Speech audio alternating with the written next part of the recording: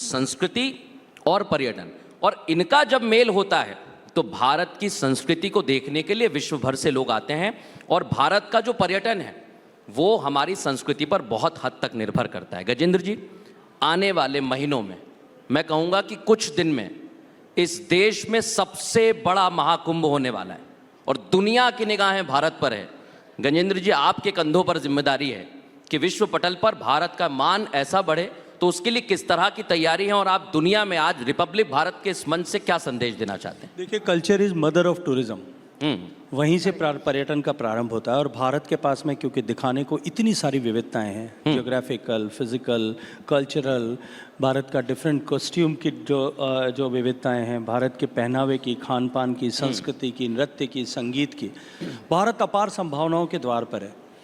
जहाँ तक कुंभ का विषय है, कुंभ को लेकर हम सब के मन में जो सबसे बड़ा संकट और चुनौती हमेशा हुआ करती थी, क्योंकि कुंभ तो हर 12 साल में आता है, हर 6 साल में अर्धकुंभ होता है, वो होता था गंगा नदी के जल की जो है वो निर्मलता और अविरलता। बहुत महत्वपूर्ण है। माननीय प्रधानमंत्री जी के नेतृत्व में जिस तरह से गंगा पर हमने काम किया और मुझे भी सौभाग्य मिला 5 साल तक माँ गंगा की सेवा करने का, मैं गर्व के साथ में कह सकता हूँ कि इस कुंभ में जब लोग आएंगे, पिछली कुंभ में भी उन्होंने चमत्कृत दृष्टि से गंगा में हुए परिवर्तन को देखा था, अब की बार दांत के नीचे उंगली दबा करके जाएंगे। बहुत महत्वपूर्ण बात है। भारत के जब इंफ्रास्ट्रक्चर के बदलाव को जब देखेंगे, जो 12 साल के पहले के कुंभ में आया था, वो जब अब भारत में आएगा तो उसके लिए एक वाव फैक्टर होगा। ओ भारत, सब कुछ बदल गया है।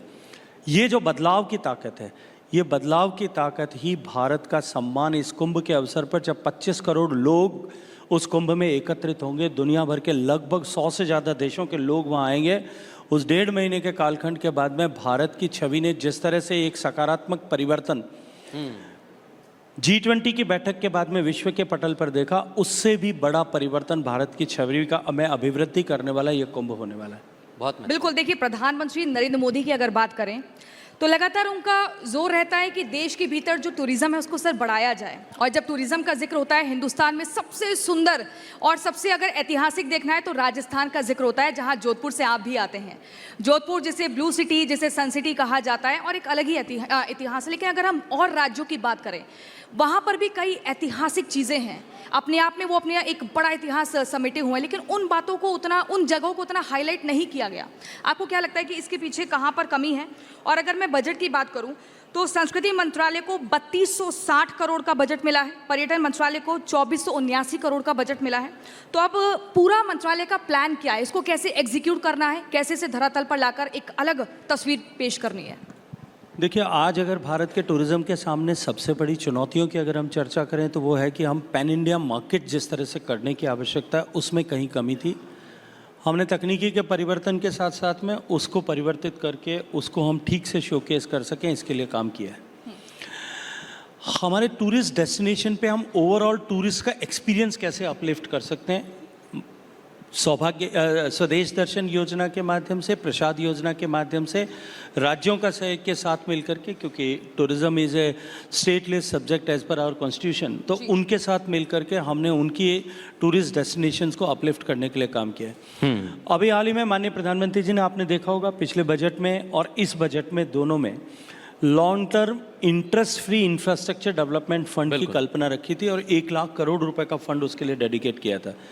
इस बार जब ये मंत्रालय मुझे मिला, मैं धन्यवाद करूंगा माननीय वित्त मंत्री जी का और प्रधानमंत्री जी का, हमने जाकर के निवेदन किया कि हमको टूरिज्म इंफ्रास्ट्रक्चर पर भी निवेश करना चाहिए। और प्रारंभिक तौर पर उन्होंने 2000 करोड़ रुपया उसके लिए एडिशनल जो है वो ग्रांट किया।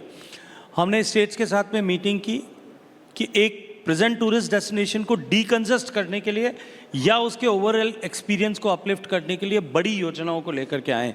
और मुझे प्रसन्नता है, 15 तारीख को आखिरी उसकी डेट थी। 8000 करोड़ रुपए के वर्थ की परियोजनाएं प्रदेशों ने अपने अपने स्तर पर बना करके राज्य जो है देश की सरकार को भेजी है।